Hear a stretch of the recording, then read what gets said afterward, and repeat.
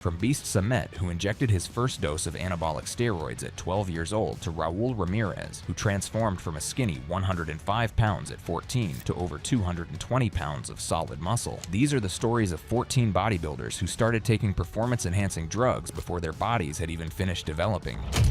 Beast Samet. In Turkey, a young boy named Samet, who would later become known online as Beast Samet, made a decision at the age of 12 that would alter the entire trajectory of his life. While other children his age were focused on school and play, Samet began injecting anabolic steroids, driven by an impatient desire for extreme muscle gains and the allure of social media fame that awaited those with impressive physiques. The transformation was undeniably dramatic. Within a few years, Beast Samet had built a physique that rivaled men twice his age, garnering millions of views on platforms like TikTok and Instagram. His collaborations with other fitness influencers like Tuna Tavis and Gokulov amplified his reach, making him a recognizable figure in the global fitness community. But the cost of this early enhancement would prove devastating. By the time Beast Samet reached 19 years old, the consequences of 7 years of steroid use had manifested in ways that no amount of social media fame could compensate for. Reports indicate he was dealing with erectile dysfunction, a condition no teenager should ever have to face. His testicles had shrunk, a common side effect of exogenous hormone use that suppresses natural testosterone production. Perhaps most troubling of all, he had developed an addiction to anxiety pills, suggesting the psychological toll of his choices had become unbearable. For 6 years, Beast Samet avoided getting his blood tested, likely out of fear of what the results would reveal. But in 2024, a collaboration with fellow influencer Gokulov finally forced him to confront the reality of his health. The blood test revealed elevated cholesterol levels, a dangerously high red blood cell count that increased his risk of blood clots and stroke, and compromised insulin sensitivity. While his kidney values were described as not as bad as expected, the overall picture painted a grim portrait of a 19-year-old body that had been pushed far beyond its natural limits. Today, Beast Samet continues his career as an influencer, but his story serves as perhaps the most extreme example of what can happen when steroid use begins before puberty has even properly begun.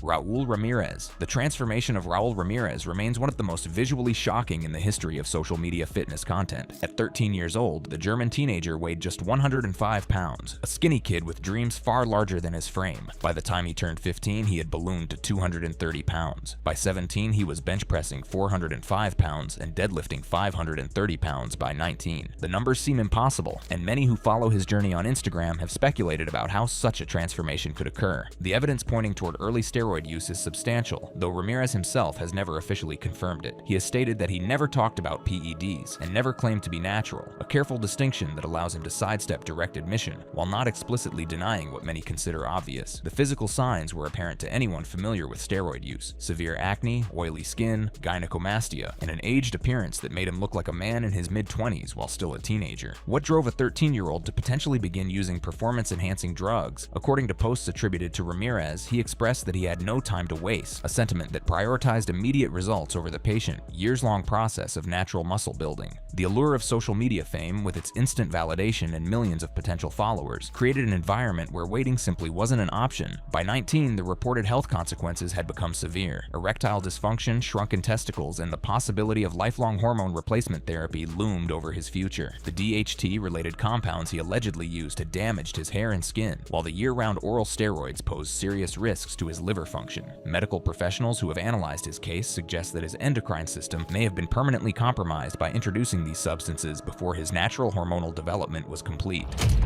Arnold Schwarzenegger. When discussing bodybuilders who began steroid use at a young age, no conversation would be complete without addressing the most famous name in the sport's history. Arnold Schwarzenegger, the 7-time Mr. Olympia, who would go on to become one of Hollywood's biggest stars and the governor of California, received his first steroid injection at the age of 15 in his native Austria, administered by trainer Kurt Marnoul. The context of Schwarzenegger's early use differs significantly from many modern cases. In the 1960s, when young Arnold began his bodybuilding journey, steroids were not illegal, and the long-term health consequences were poorly understood. His motivation was not social media fame, which did not exist, but rather a burning ambition to escape the poverty of post-war Austria and become a champion. One of the most common questions I also get is, did we take steroids? Because now, of course, drugs is such a big issue in sports.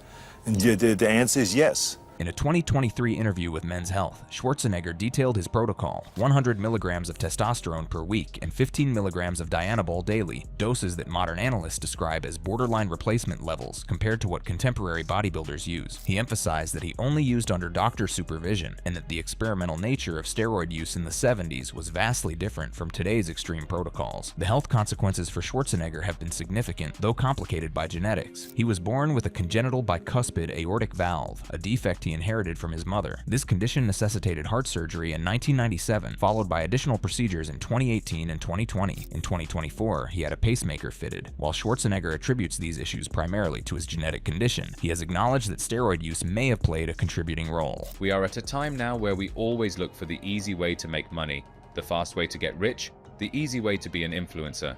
Anytime you abuse the body, you're going to regret it later. Now in his late 70s, Schwarzenegger has become an outspoken advocate against steroid abuse, warning young people that he has witnessed friends die from the consequences of performance-enhancing drug use. His story represents both the heights that early steroid use can help achieve and the lifelong vigilance required to manage the potential consequences.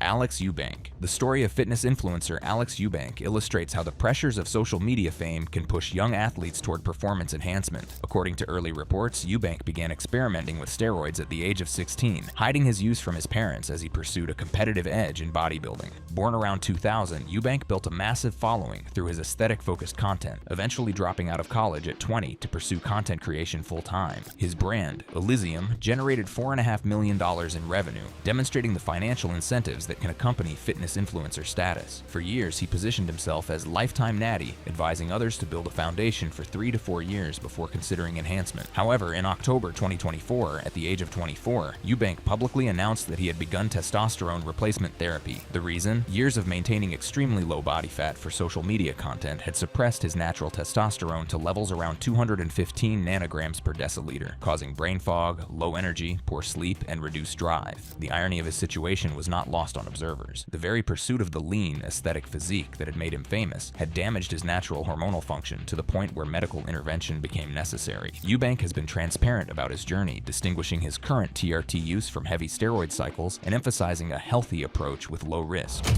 Tristan Lee. When photographs of a 15-year-old with an impossibly shredded physique began circulating on social media, the fitness world took notice. Tristan Lee, born in Ontario, Canada in 2002, had achieved a level of leanness, reportedly under 5% body fat, that many professional bodybuilders struggle to reach even for competition. Lee began lifting weights at 13 to improve his soccer performance, encouraged by his bodybuilder brothers. By 15, he had shifted his focus entirely to aesthetics, and the speculation about steroid use began almost immediately. While Lee has maintained that his early achievements were natural, attributing his physique to early puberty and exceptional genetics, many in the fitness community remain skeptical. Speculation suggests that steroid use may have begun around age 17. What is not disputed is the toll that maintaining such extreme leanness took on his body and mind. Lee has openly discussed the consequences of staying at sub 5% body fat, sleeping only 4 to 5 hours per night, severe drops in strength, constant stress and irritability, compromised immunity, loss of energy, skin problems, low testosterone, sensitivity to cold, poor recovery, and mental fog. He has admitted that the pursuit of extreme leanness ruined his life and contributed to body dysmorphia and psychological delusions. Now 22 years old, Lee has adjusted his approach, bulking to 175 pounds under the guidance of coach Jared Feather. He eats 2,700 calories daily and has stepped back from the extreme leanness that made him famous. His current physique, while less dramatically shredded, represents a healthier balance, though questions about any long-term consequences from his years of extreme dieting and potential early enhancement remain unanswered.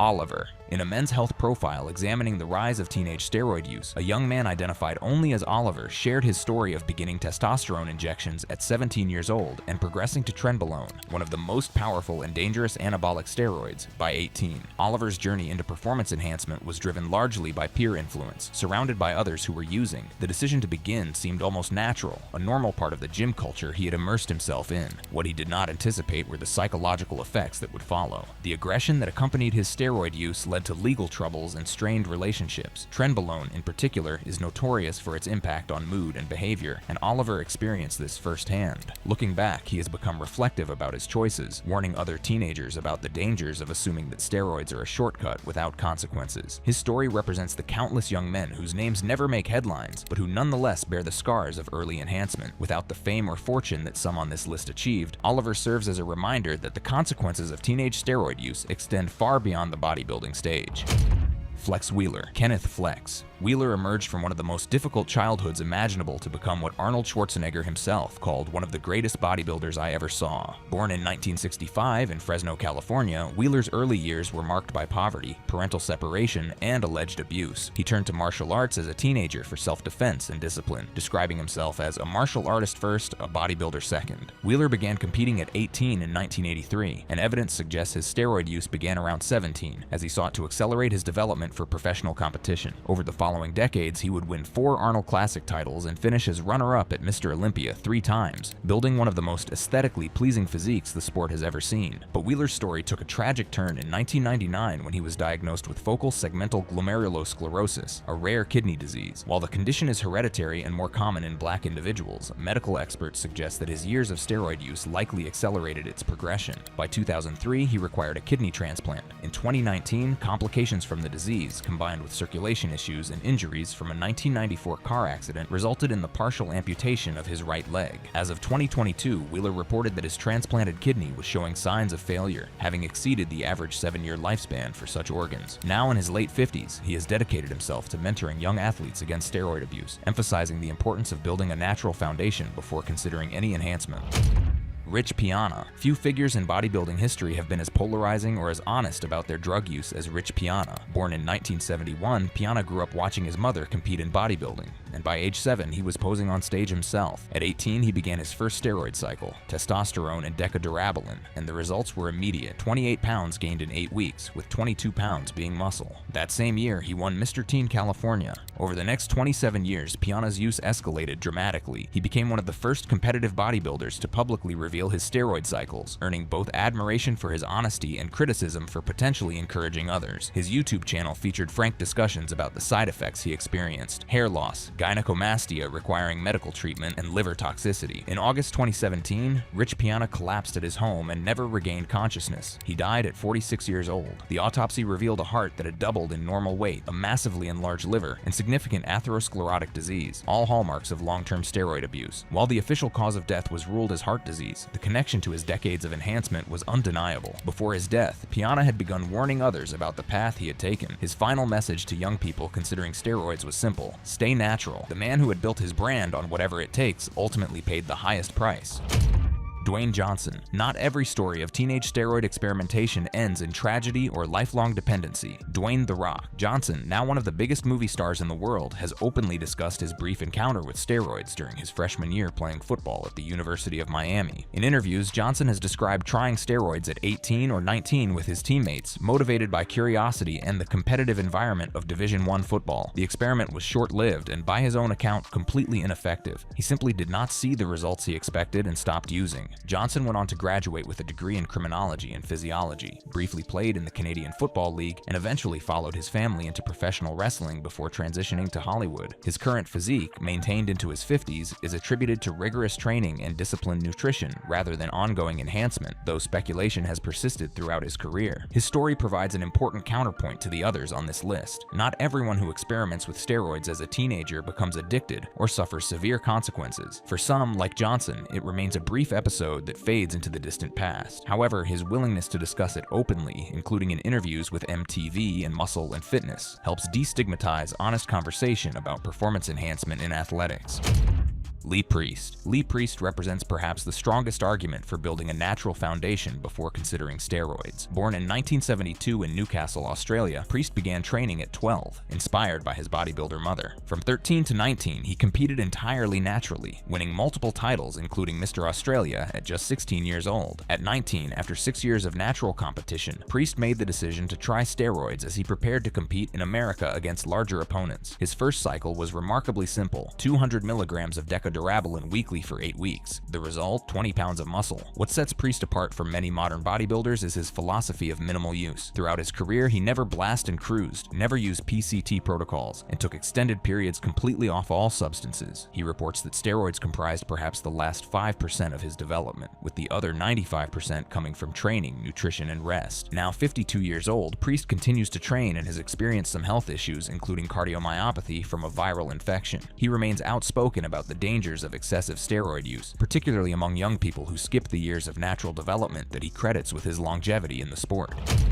Boston Lloyd. If Rich Piana represented controversial honesty about steroid use, Boston Lloyd took that transparency to its absolute extreme and paid for it with his life. Born in 1992 in California to bodybuilding parents, Lloyd was literally raised in the sport. By 17, Lloyd had begun using pro hormones, and by 19, he had transitioned to full anabolic steroids. At 21, he became the first competitive bodybuilder to publicly reveal his entire steroid cycle in video format, sparking outrage and admiration in equal measure. He tattooed "Get big or die trying" on his body, words that would prove tragically prophetic. Lloyd's approach to enhancement was extreme even by professional bodybuilding standards. He documented cycles involving high doses of testosterone, trenbolone, growth hormone, and various other compounds. He also experimented with substances far outside normal bodybuilding protocols, including adipotide, a peptide designed for weight loss in animal studies that proved toxic to humans. In 2020, Lloyd announced that he had reached stage 5 kidney failure, a direct result of his adipotide experimentation. He posted on Facebook, "I did this to myself with an idiotic experiment, and it finally all caught up to me. Do I regret anything? Absolutely not." His mother, Marie Raya, a natural bodybuilder, had spent over a decade pleading with him to stop. On February 25, 2022, Boston Lloyd collapsed at home after a gym session and died at 29 years old. The autopsy revealed an aortic dissection,